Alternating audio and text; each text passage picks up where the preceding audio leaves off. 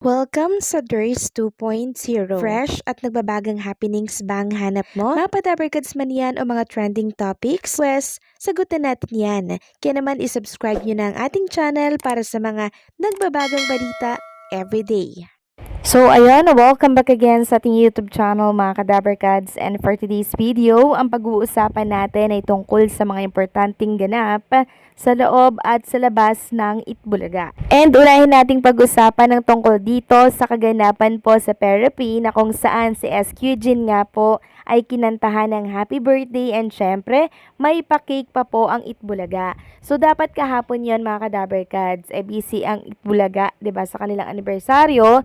Kaya't ngayong araw po ng Huwebes, sinelebrate ang birthday po ni SQ Jean. At ang mga genetics nga po, mga Kadabarkads, ay andirito po sa studio ng Itbulaga. Dala-dala ang malalaking banner or patarpaulin para po kay SQ Jean. Samantalang si Yunyul Kim naman po ang pumalit dito kay SQ KZ habang siya po ay wala. Absent po kasi siya sa Itbulaga, mga Kadabarkads. Samantalang dito naman sa Sugod Bahay, mga kapatid, andirito po sila sa Barangay 167 Zone 15, Liano North, Caloocan City.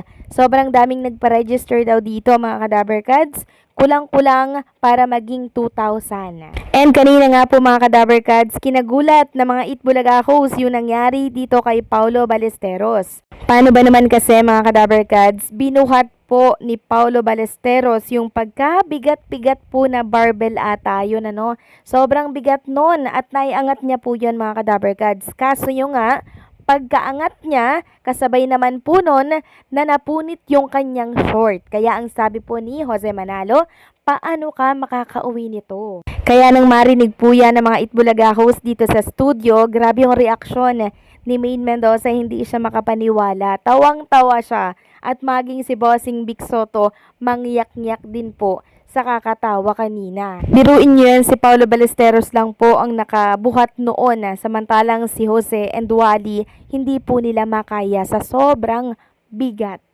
So kanina nga po, mga Kadabarkads, marami pong naghahanap sa Itbulaga kay Atasha Mulak. Sabi nila, akala daw nila si Atasha ay present na ngayon simula kahapon dahil nga po nakita na siya dito sa Itbulaga. Pero marami pa rin ang nalungkot nang makita nila na absent si Atasha. So ito po yung explanation dyan, mga Kadabarkads. Hindi pa po tuluyang makakabalik si Atasha Mulak sa Itbulaga dahil until now ay abala pa rin po siya sa kanyang mga proyekto, lalo na po sa pagpopromote ng Bad Genius niya. Pero ganun pa man, mga Kadabarkads, nakahapon lang natin siya nakita, at least 'di ba, parte pa rin siya ng Itbulaga at pwede pa rin siyang bumalik anytime na gustuhin niya dito po sa Itbulaga. Samantalang pag-usapan naman natin ang tungkol dito kay Queen Amber Torres. Marami kasi ang nalulungkot nang hindi po nakita si Queen Amber sa 46th anniversary po ng Itbulaga. Sabi nila, bakit daw hindi man lang daw pinakanta ng TBJ or ng Itbulaga itong si Queen Amber. Gayong sabi nila sa mga kataga nila na hanggat may bata, may Itbulaga. So kahit kahapon lang daw sana, which is 46th anniversary nga ng Itbulaga, bilang parte naman daw si Queen Amber ng naturang programa. So kahapon po kasi, mga Kadabarkads, may pasok pa din po si Queen Amber. Katunayan po niyan, meron silang bagong post ngayon sa kanilang Facebook page. Galing po siyang school, tapos busy pong mag-aral si Amber. Nagbabasa po siya, mga Kadabarkads, ha. Marunong na siyang magbasa. At the age of 5 years old, nakagulat lang na marunong na siyang magbasa. Hindi po lahat ng bata ay ganito na kay Queen Amber. Super talented po niya. Ang hindi ko lang magets, mga Kadabarkads, bakit sa kabila ng talented na yon, ang dami pa rin nang babatikos po sa kanya. Imagine, kahit bata si Queen Amber, hindi po nakakaligtas sa pangbubuli ng iba. Kaya tama siguro muna na ilayo si Queen Amber sa social media and syempre sa publiko, nang sa ganon ay hindi po maka-apekto kay Queen Amber yung mga bashing na to. Super bata pa po niya para sa ganito, mga Kadabarkads. And kanina nga po may post yung mami ni Queen Amber na tungkol doon sa mga nag-aaway-away na mga fans para po ipagtanggol si Amber doon sa mga bashers. Tama po yung sinabi dito na kahit super talented ni Queen Amber, kahit 1,000 talented meron siya mga Kadaber Cards, meron pa rin pong masasabi yung mga taong walang iniambag sa buhay niya. Kaya sa mga nagtatanong po kung bakit wala si Queen Amber Torres lagi sa Itbulaga mga Kadaber Cards, iisa lang po ang rason nun, priority niya po ang pag-aaral. Plus, napakalayo pa po ng biyahe niya.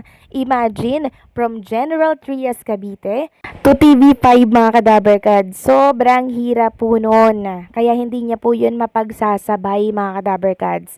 May time talaga na hindi siya makikita sa Itbulaga. So focus na lamang muna Amber sa pag-aaral kasi yung showbiz, yung pag-aartista, andyan lang. Pero yung pag-aaral, yun muna yung unahin mo. And, syempre, deadma sa mga bashers, wala yang maitutulong sa'yo. And also, lalo't higit, wala yang ambag sa buhay mo. Samantalang isang clone winner nga po ang naglabas ng statement para po sa Itbulaga. Walang iba kundi kay Jean. Sabi niya, 2,000 pa lang nanonood na ako ng Itbulaga. Lumaki na kumikembot dahil sa sex bomb girls na iyak sa storya ng Day 17, bumili ng albums ng sex bomb girls, nakitaktak kay Diana Menezes. Habang pinapaikot ang roleta, naki-on the spot sa Pula sa Puti, Laban o Bawi, nakyutan kay Riza Madison, kinilig sa Aldab at narito pa rin, legit Dabber Cards pa rin. Samantalang, pag-usapan naman natin ang tungkol dito sa old TV program na sisibaki na daw at papalitan ng reality show. Anong programa ito? Sabi nga dito kung hindi makakaroon ng pagbabago sa plano, nakatakdang magpaalam sa Oktubre 2025 ang programang 7 taong na mayagpag sa telebisyon. Ikinagulat ng mga artista at production staff ang nalalapit na pagwawakas ng kanilang programa. Pero, nagpapasalamat pa rin sila dahil umabot ng 7 taon ang TV show na inakala ng marami na hindi magtatagal noong nag-umpisa pa lamang ito. Ang TV show na magpapaalam ang dahilan kaya nagsara noon ang katapat na programang inilampaso sa rating. Isang reality show na magbabalik telebisyon ang ipapalit sa mababakanting time slot ng 7 years old program na naging malaking bahagi ng buhay ng mga bidang artista. Tumatanaw ng utang na loob ang mga bidang artista sa TV show na maraming kontribusyon sa buhay nila at nagbigay sa kanila ng popularidad. Alam ng mga bidang artistang walang permanente sa mundo, lalo na sa showbiz. Kaya masakit man ay buong puso nilang tinanggap ang malungkot na katotohanan. And nagbasa nga po ako sa comment section. Ito yung mga hula po ng mga netizen. Tibats daw, andyan ang TikTok clock, andyan ang Batang Quiapo, andyan ang All Out Sunday, at napasama pa ang Family Feud and syempre ang It's Showtime. Ang It's Showtime po ay 15 years na, hindi po ito 7 years, kaya malabo.